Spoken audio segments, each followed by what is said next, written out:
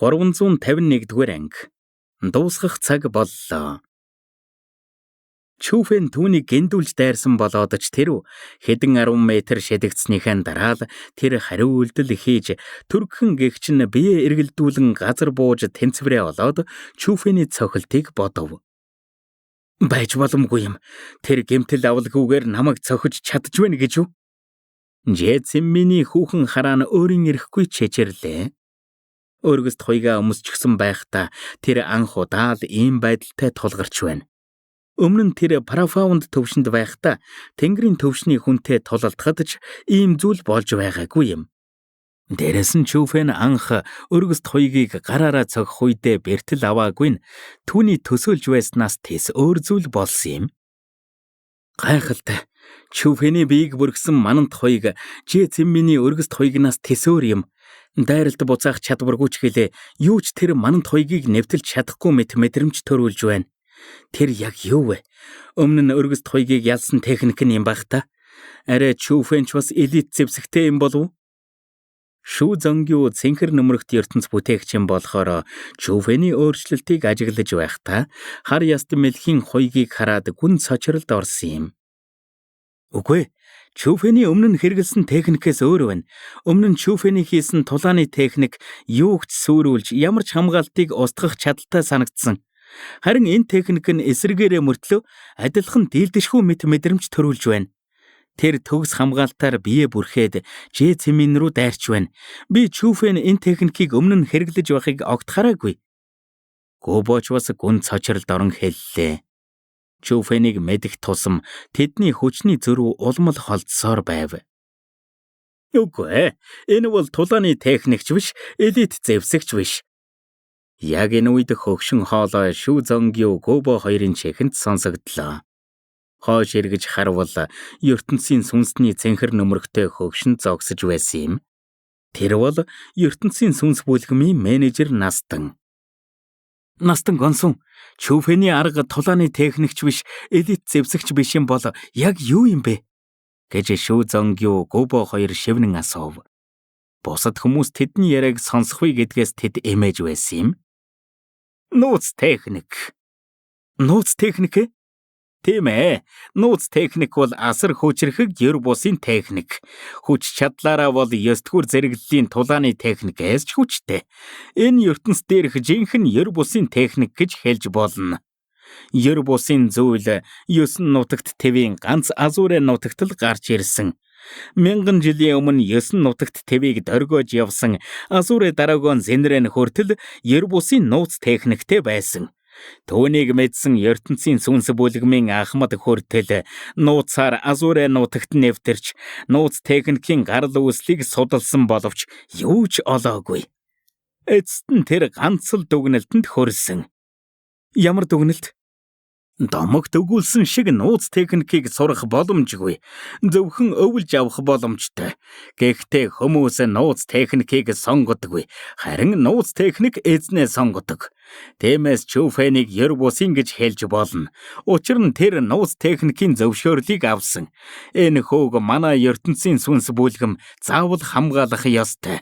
ертөнцийн сүнс бүлгэм түүнтэй холбоотой байсан нь дээр. Эрт дээр үеэс хойш нууц техникийн зөвшөөрлийг авсан хүмүүр 9 нутагт тэвийг дөргөх чадaltaй тулааны мастерууд байсан. Жишээлбэл Азурэ дараагон Зэнрэн. Тэр үед Жан эзэнт хүрэн хүртэл түүнээс айдаг байсан. Гэж Настан гонсун нэмсэглэн хэллээ. Тийм хүчрхэг юм уу? Настан гонсууны үгийг сонссон Шүү Зонгю Гүбо хоёр эргээд Чүфэн рүү ширтлээ.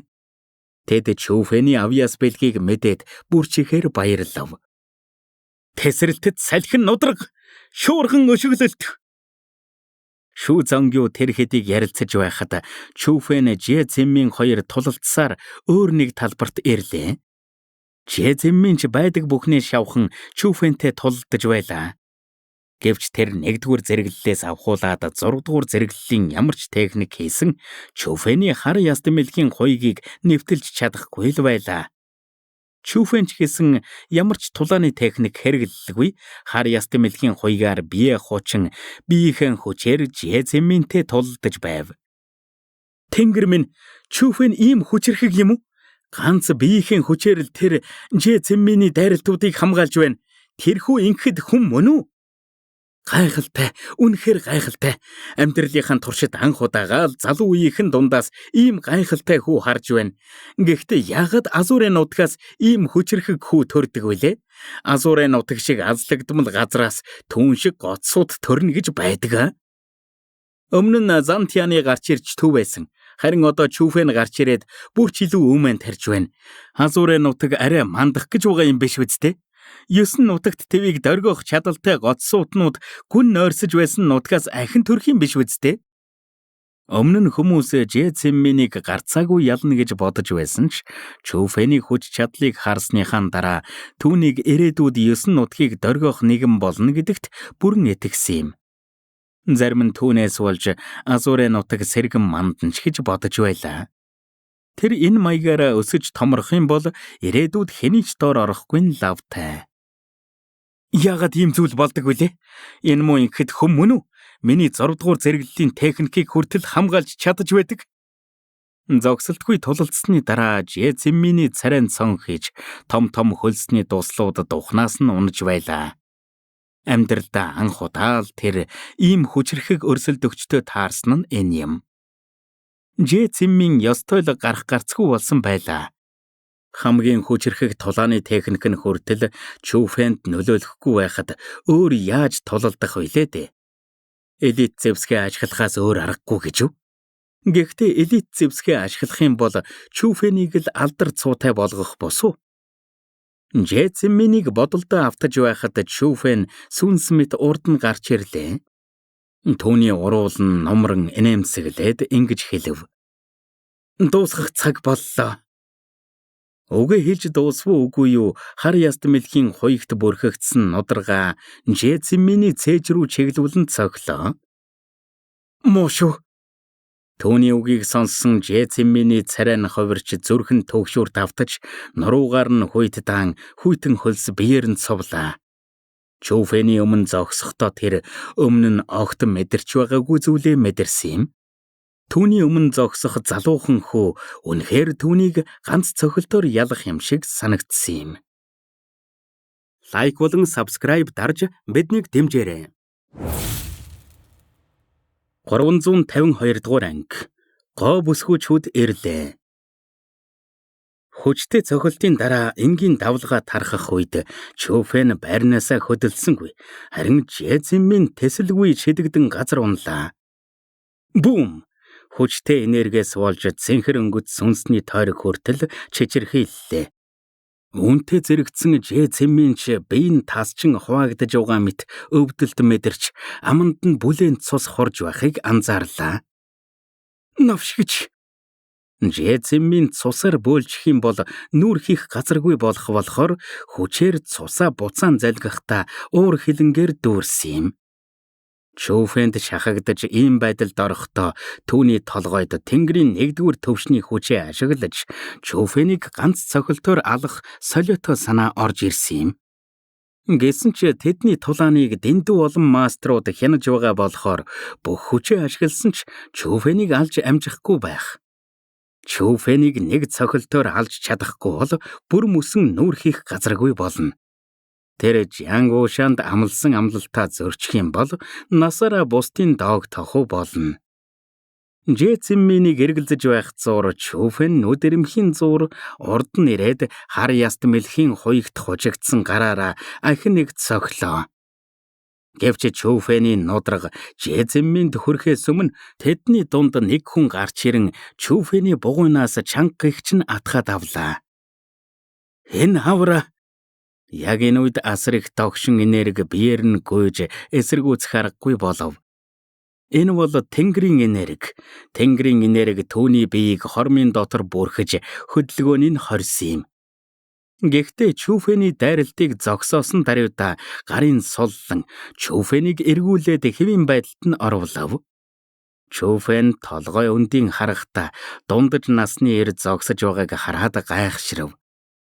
Тэр элдмэт хөмсөгтэй бүргэдийн нүдтэй байсан ба маш эрэлхэг харагдаж байлаа. Хамгийн гайхмаар нь түүний содон хувцас нь алдарт тосгоныхтой адилхан мөртлөө нэг л өөр мэдрэмж төрүүлж байв. Харин тулааны төвшин нь бүрж гайхмаар. Ёс тойл үгээр илэрхийлэхэн аргагүй гүнзгий тулааны төвшөнтэй байв. Тосгоны захирагч. Тэр эрийг гарч ирэх үед эргэн тойрны хүмүүсийн царай хувирахыг харсан Чүфэн түүнийг хэн болохыг мэдсэн юм.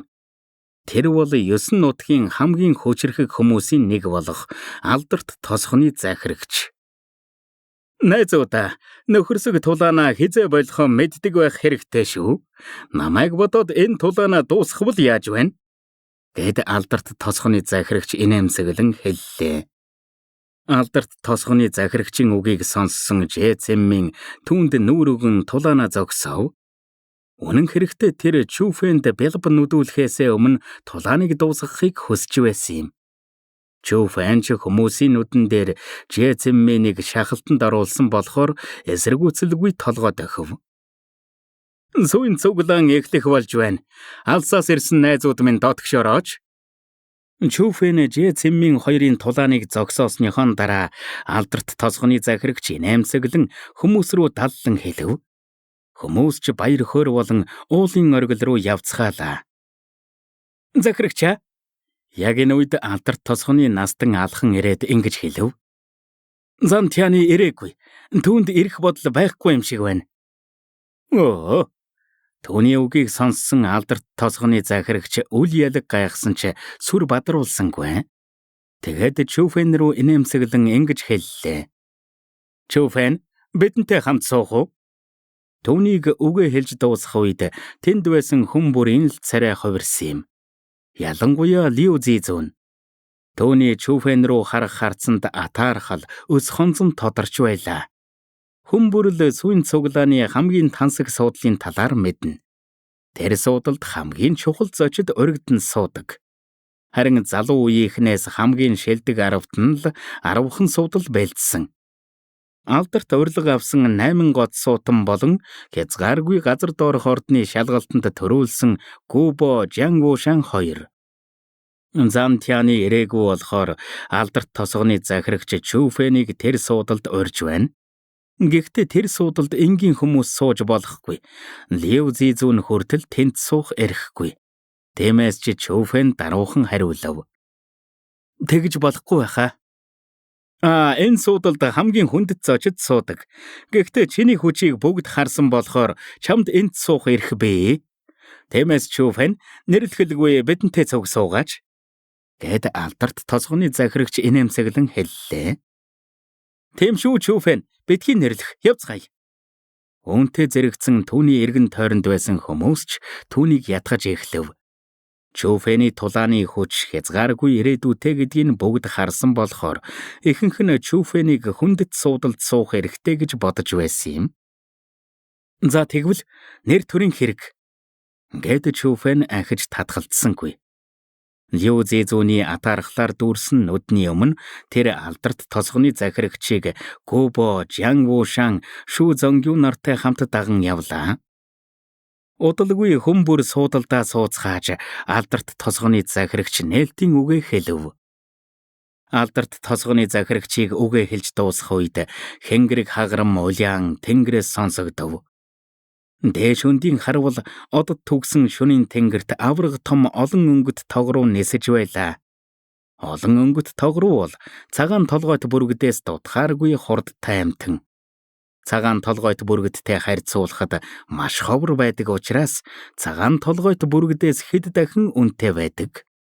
Тэнгэрт 100 олон өнгөт тогруу эргэлдэн нисэж байсан ба үнэхээр үзэгсэлэнтэй харагдаж байв. Энэ үед хүн бүрл толгоогоо өндийлгэн нүд салгалгүй ширтэж байсан юм. Учир нь тэд бүгд алдарт тосгоны бэлдсэн 100 гоо бүсгүүчүүд ирж байгааг мэдэж байлаа. Лайк болон subscribe дарж биднийг дэмжээрэй.